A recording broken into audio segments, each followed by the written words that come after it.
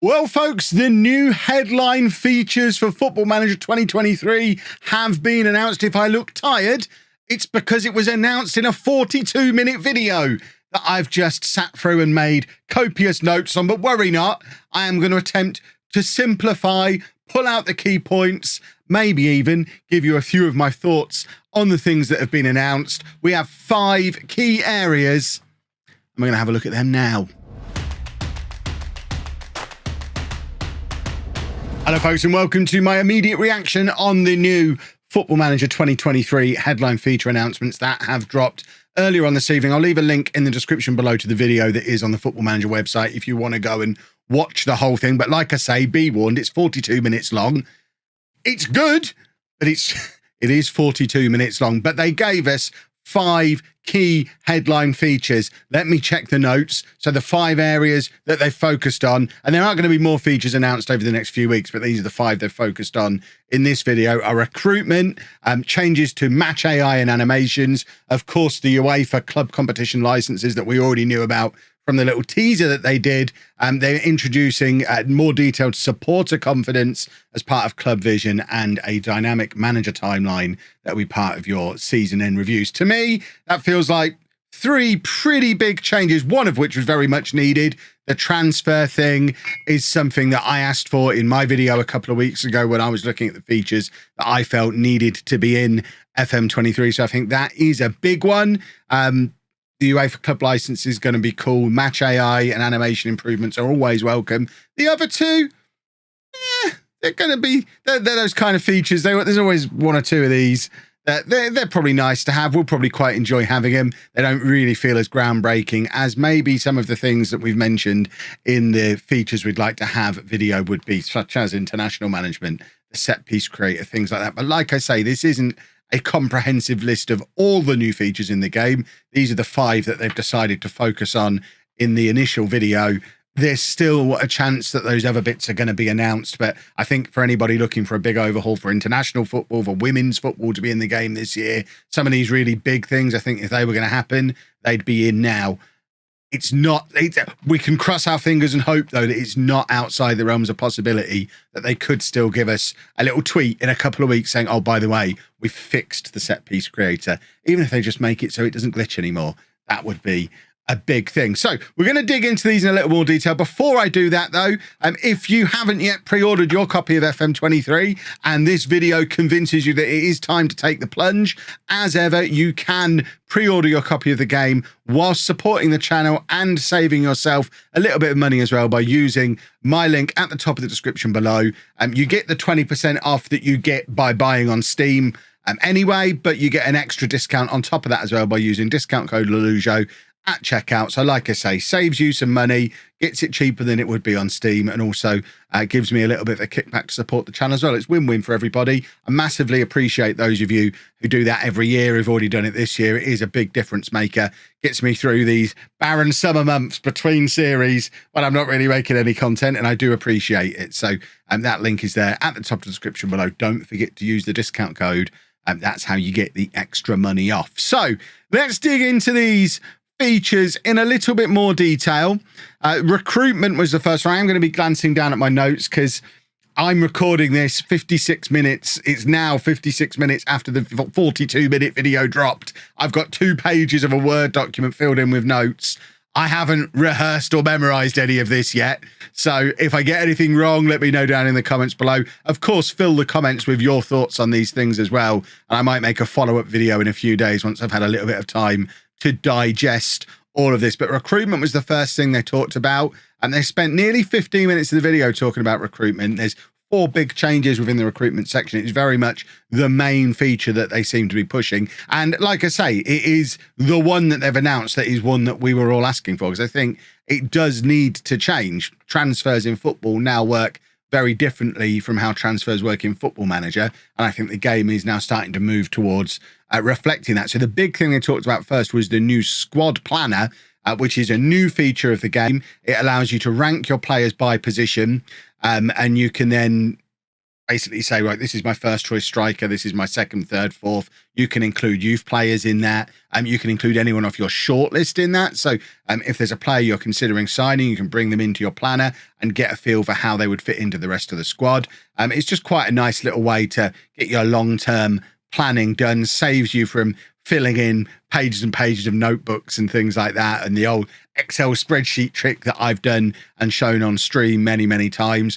As well as planning for the current season, it also has tabs to plan for next season and the season after.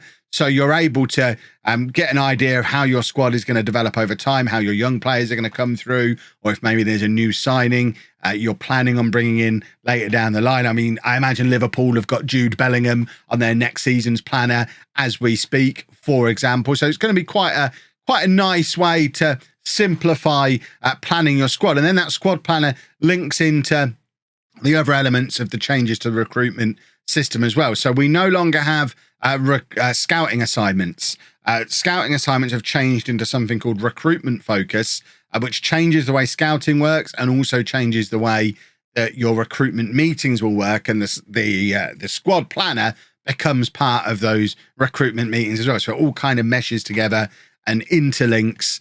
So we're no longer going to be having scouting percentages. So there's going to be no more of this wait until a player is 100% scouted. There's basically 4 stages you go through on the scouting process, and the scouting process matches into what you've said your recruitment focus is. So if you've said that you want a left back with 3 stars of current ability who's under 23 years old, for example, you might start off with quite a large pool of players at phase 1 of the scouting process, but then as you move through the different stages, players are going to be eliminated. It's like the in-game version of the X Factor, and by the time you get through to the final round of scouting, scouting is then complete. You have all the information you could get on that player. There's no going back for more. That is the scouting process complete, and you should be left with a relatively short list of players who meet the criteria that you've previously identified that you want. And you also have a section for like near misses, so if someone falls out in the semi-finals and doesn't make it through to the live Sunday night final of your X Factor recruitment process, you can go back and see who those players were as well and have a look at the ones that got away and maybe bring one of those in. Try them in your squad planner, see how they feel. The recruitment meetings kind of, like I say, mesh all that together. So your squad planner is very much start of your recruitment meeting. So you'll use your squad planner to identify your recruitment plans, both in terms of who's coming in and going out of the club. So if you notice that you don't have a good left back in your squad planner, you can then make them a recruitment focus, which will then send your scouts out to go and find you one, which will then bring you back a list of ones that can potentially work, which you can then bring back into your squad planner and see how they sit in with the rest of the squad. It's quite a nice system, the way it's all going to be interlinked and working together. It sounds really cool and a massive difference to how the whole scouting and recruitment side of the game has worked for a number of years now. And then potentially the biggest change, depending on how it's implemented, we didn't get a huge amount of information in the video, but the power of agents has been increased. That's the sign for increased. So agents, even more so than they are currently, will be your first point of contact when you're looking to sign a new player. And rather than them just giving you the price range and salary demands and you saying yes or no, like it is in FM22, you now have some potential for a little bit of loose negotiation at the early stages, where you can have a little bit of back and forth with the agent and get quite a good idea before you approach the club whether or not that player is interested in signing for you, how likely it is that you're going to be able to secure a contract for them. It's not quite the Fabrizio Romano version of contract signed, now clubs need to agree a fee, but it's moving more in that direction. I suspect the Football Manager version is probably closer to reality than the version we see on Twitter anyway, and I quite like that. I think that's quite a cool evolution of how transfers work in game as part of the evolving landscape of football transfers in general. So 15 minutes into the video, we've talked about transfers for the whole of that 15 minutes, and I am pretty excited. I like this. I think this is all very positive stuff. I can certainly see myself using this more than I use the current systems at the moment. I'm very much leave the scouting to the director of football or head of youth development, whoever it is, and just flick through my shortlist. But I think this is going to drag me in to be a little bit more involved. I'm one of those few people who really liked and enjoyed and actively uses the recruitment meetings, and it's more of a focus on that kind of things. To me, it feels a bit more realistic to have conversations with your different members of staff about the players you might want and why you want them and how they'll fit in the squad, rather than just having this list of players that have certain attributes. And, you know, I don't really use the player search screen anyway. If you watch my videos regularly, which you should, you'll know I'm not a player search guy. I'm not an attribute guy. And I think this certainly leans very much into my style of playing Football Manager, which is cool. So they then started to move on to talk about the match AI and the animation. The big headline on this is it still doesn't look like FIFA. On first, I mean, not that we expected it to, but on first impression, if you were looking at this over somebody's shoulder or jumping into a stream just to have a little look, oh, how's FM changed?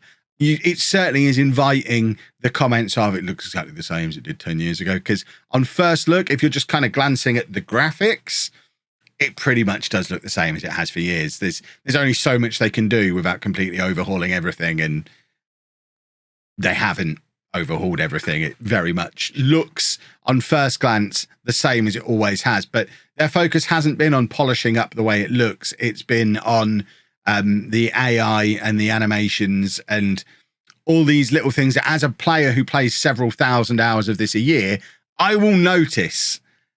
But it's difficult to have an opinion on until I see it all in action. We saw little bits in the video, so I'm not going to dwell too much on this stuff now. If it works the way they say it will work, I am excited.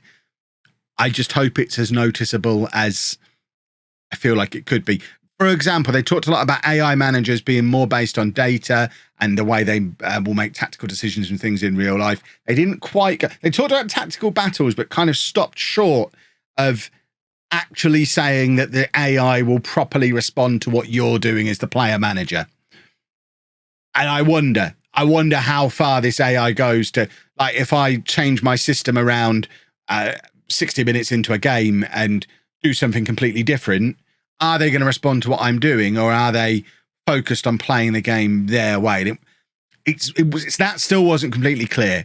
We're going to have to wait until we can get hands-on with the game at some point to and probably 200 hours into being hands-on with the game to know for sure if stuff like that is actually changing. So we'll see how that develops. They have made some changes, a big focus on defending, counter-attacking, and they've changed some of the tactical instructions on the out-of-possession stuff. On the tactic creator, there's now more detail on there, more stuff you can change. I'm looking at my notes again.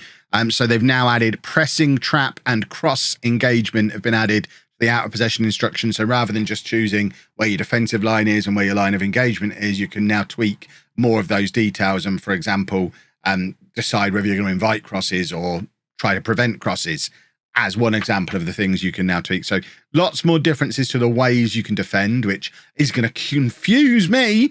I'm going to have to learn some new terms. They said low block and I still don't really know what it means, but I'm sure I'll figure it out.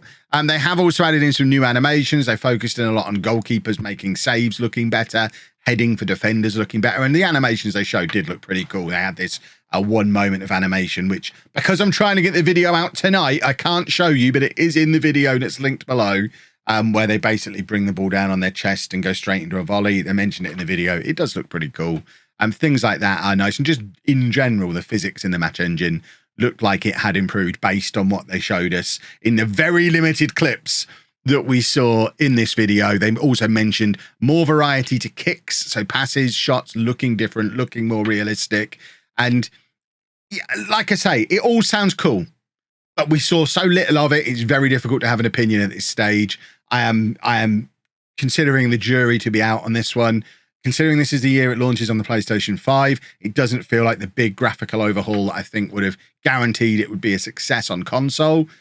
But if it feels as realistic as they say it will feel in the video, if it actually feels more like a football match, then Football Manager's always been about using your animation to fit your imagination to fill in the gaps. I used to play when it was text-based in 6 feet of snow, and you know, I think I'm not a big graphics guy anyway. For me, I'm happy with the game as it is. I also understand to push the game to the next level and bring in a new audience, it does need to look shinier and more polished and like a 2022 video game. And it still doesn't. But if it feels more realistic, feels more cool, that's a big plus for me, because sometimes we all get a little bit cross with the match engine. They then moved on to talk about something we already know about. The UEFA club competition licenses are in. We already knew that from the teaser a couple of weeks ago, but they went into more detail on how this will actually work. So it was confirmed that it is the 3 UEFA club competitions that are fully licensed, so Champions League, Europa League and Conference League, and they have gone full Bundesliga on it. If you've managed in the Bundesliga on the last couple of versions of FM, then you'll know what I'm talking about. They have gone all in on the graphics. Champions League games will look like Champions League games. They talked about having the big Champions League ball on the center of the pitch like they do at a Champions League game, and the Champions League graphics. The draws for the competitions look like Champions League draws. They now take up the full screen. It's got all the right color, branding, fonts, that kind of thing, to make it feel like a Champions League, or I guess the other 2 competitions, feel like a proper experience in those competitions. And it does look cool. They mentioned the Champions League song. James Olcott mentioned the Champions League song. To me, I watched this back a couple of times, and it's still not clear to me if they've actually included the song in the game. If they have, I mean, it's a bit of fun. I think we'd probably not be able to use it in videos or on streams, because I think it would probably have copyright implications for us as creators. So I don't expect that to start appearing in YouTube videos, even if it is in the game. But if it's there, it's a nice to have. I still suspect most people will play with the sound off, because it's very hard to sit there on your laptop in bed while your other half is sleeping, pretending you're working, and then having the Champions League song blare out. So we shall see on that one. They also spent a lot of time talking about sleeve patches and how they change dynamically depending on what competition you're in. I should have worn a shirt with sleeve patches on. You can see one behind me there. And that kind of makes my point. From here, that shirt is a full-size shirt, a meter behind me, and you can't see what that sleeve patch is. Now imagine it's a Football Manager-sized Sabutio man playing on a Football Manager football pitch. I love the fact that the patches are dynamic. I question whether we'll be able to tell in the match engine. I mean, maybe on like the club information screen they'll change, and I guess if they change on there, that's nice. I'm not really a kit guy. I'm not that bothered about it. It's a nice little feature. That's one they maybe could have saved for a tweet, though. I don't know that it needed the 2 minutes of the video that they had focusing on the dynamically changing sleeve patches. But realism, immersion, I'm all for it. Why not?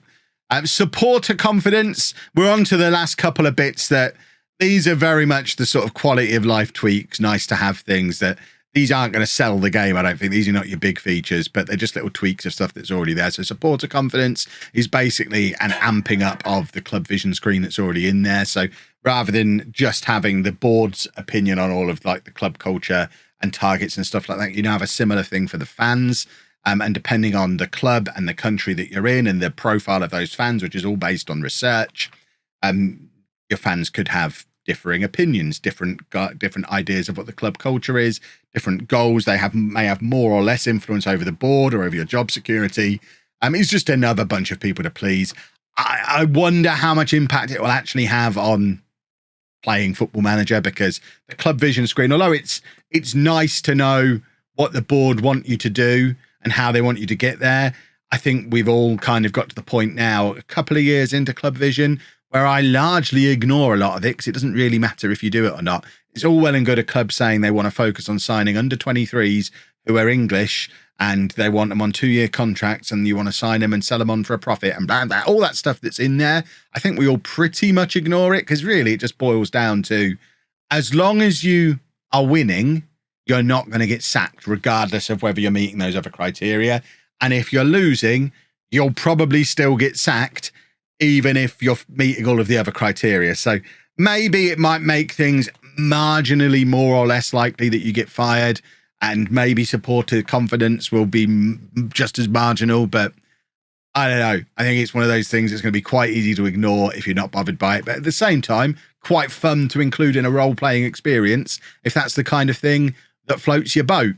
And then we had the dynamic manager timeline, which is part of the season review and just a new way of presenting the season review. If you watch my end of season reviews and transfer specials, you'll know that I quite like the season review screen as it is. I'm a data guy. I quite like the fact it's lists and points of data and stuff like that. And rather than just giving us the lists now, they've taken the key parts of those data and put it on a nice little timeline with some more kind of feel good story beats kind of things as well. So as well as telling us when our club goal scoring record was broken or our record transfer was broken, it might include a 5-0 win over your local rivals, or you're giving a debut to a player who's come through your youth system. It's cool. It's nice. It's going to be fun for videos and fun for looking back on your save, doing a little bit of storytelling when you've got that club legend who's broken the goal scoring record in 15 years in the future. It's quite nice to go back and see, oh, look, that's when he made his debut. It would be interesting to see if that happens dynamically as well, because obviously, especially if you're managing a smaller club, you could give